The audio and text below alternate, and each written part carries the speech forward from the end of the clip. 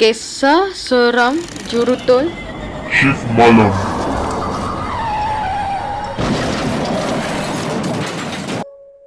Kisah pertama. Aku seorang jurutol. Jurutol ada 3 shift. Shift malam memang selalu rasa seram. Tapi aku tak pernah nampak. Kawan-kawan aku je yang pernah nampak.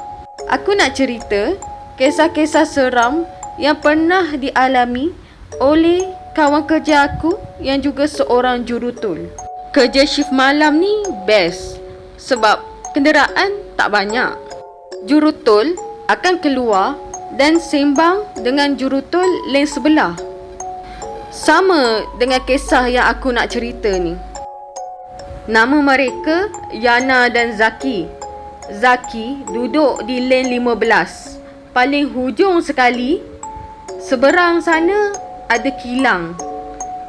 Yana pula duduk lane sebelah, lane 14. Pondok tol cuma ada satu pintu. Pintunya membelakangi Zaki. Tiba-tiba pintu terbuka. Dia pandang belakang, dia nampak Yana datang nak bersembang. Mereka bersembang, tiba-tiba ada kenderaan masuk ke lane 14, lane yang Yana jaga. Lepas tu Zaki pun tegur, "Weh, ada kereta lah kat lane kau." Kemudian Yana jawab, "Biar je." Tiba-tiba Zaki nampak ada tangan keluar di lane 14.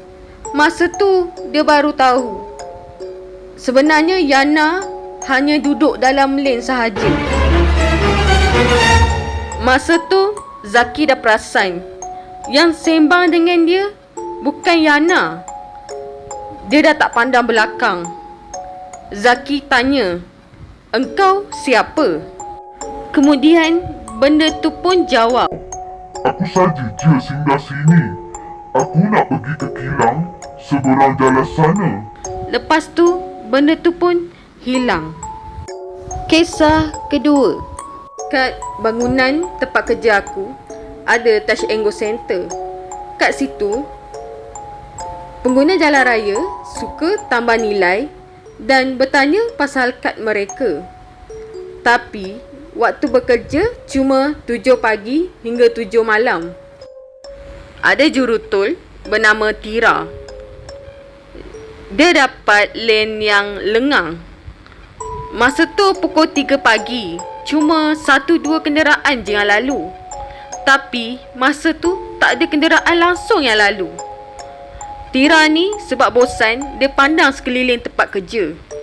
Tiba-tiba dia nampak ada seorang perempuan dekat Touch and Go Center. Perempuan tu rambut hitam, panjang dan berbaju putih.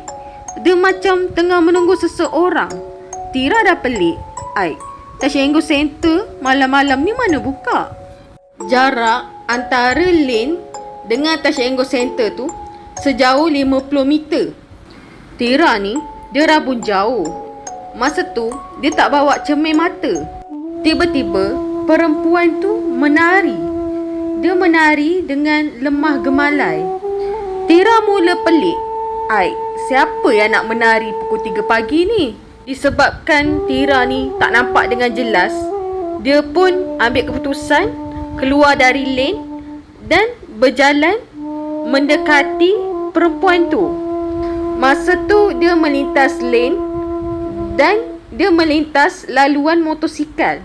Kemudian dia berhenti atas divider laluan motosikal tu disebabkan ada pagar. Perempuan tu menari dari Touch and Go Center tu. Dia menari sambil berjalan ke hadapan sehingga dekat dengan pagar. Dia berdiri betul-betul di belakang pengawal keselamatan yang sedang tidur.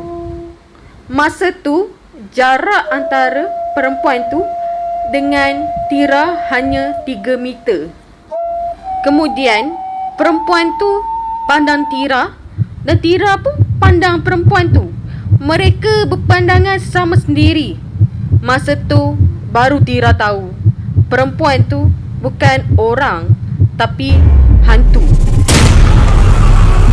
Sebab rupa dia yang menyeramkan. Matanya terbeliak warna merah. Hidungnya panjang dan tajam. Wajahnya pucat. Hantu tu terkejut. Tira nampak dia. Dia terus terbang melayang dengan laju ke dalam hutan kecil sebelah tempat kerja aku.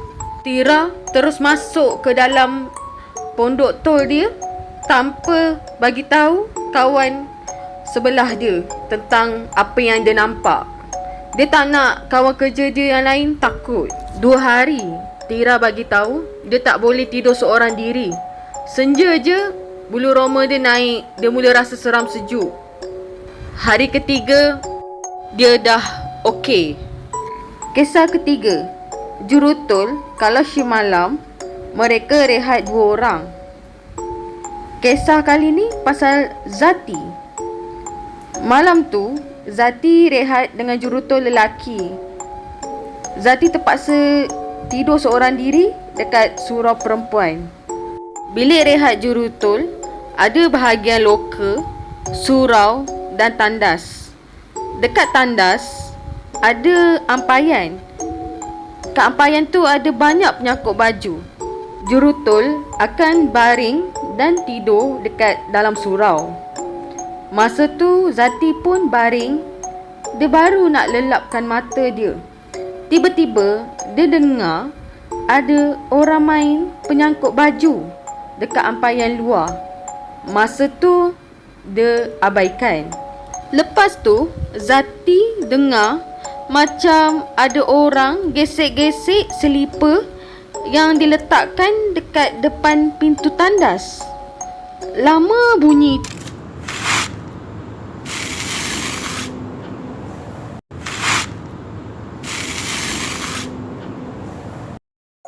Zati hairan sebab dia seorang je kat bilik perempuan. Zati terus keluar tengok.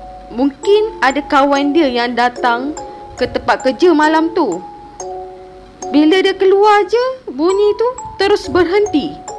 Tapi tak ada sesiapa pun kat tempat selipar tu.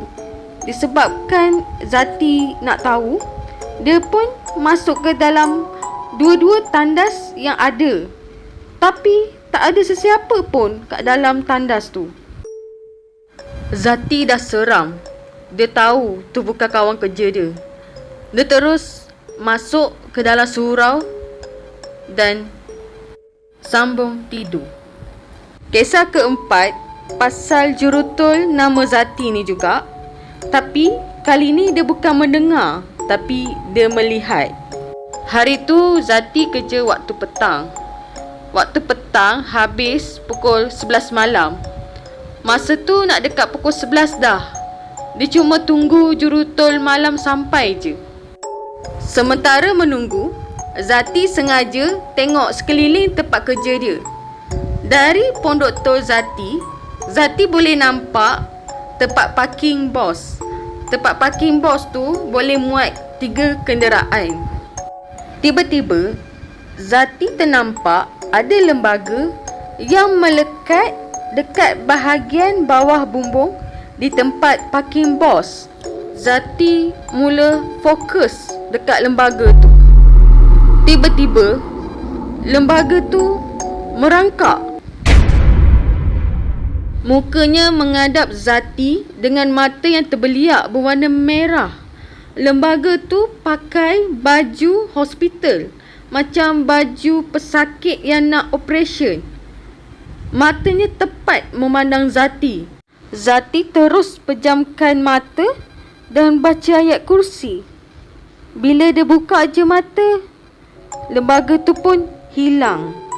Jurutul shift malam dah masuk. Nama jurutul tu Nana. Masa tu waktu rehat Nana pukul 2 pagi. Akhirnya jam dah tunjuk pukul 2 pagi. Nana pun terus rehat masuk surau perempuan. Dia pun tidur. Tiba-tiba dia dengar suara budak perempuan menangis. Nana terjaga. Dia pun buka mata dan dia nampak seorang budak perempuan lebih kurang berumur 10 tahun. Budak perempuan tu duduk sambil menekuk mukanya di lutut. Lepas tu, Nana tanya budak tu kenapa menangis. Tapi budak tu tak jawab. Dia terus menangis. Budak tu pakai baju seperti pesakit yang nak dibedah. Nana ni perempuan yang jenis berani. Dia tahu itu bukan orang. Terus dimakinya hantu tu.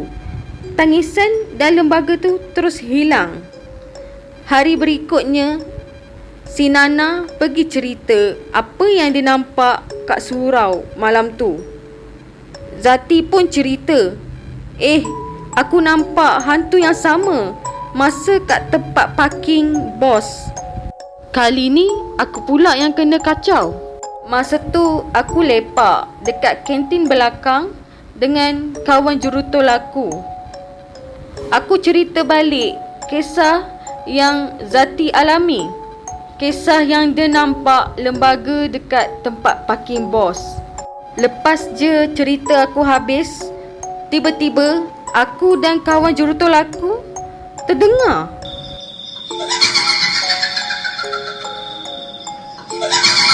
Tiba-tiba muka kawan aku berubah. Mata dia tepat pandang belakang aku. Aku pun terus toleh belakang, tapi aku tak nampak apa-apa. Kawan jurutol aku terus ajak aku masuk.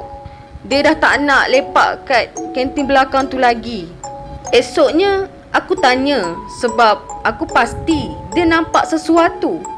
Aku tanya dia, kenapa muka kau berubah? Dia pun jawab, aku nampak ada lembaga putih yang sangat laju lalu belakang kau masa tu. Masa kita dengar bunyi tu.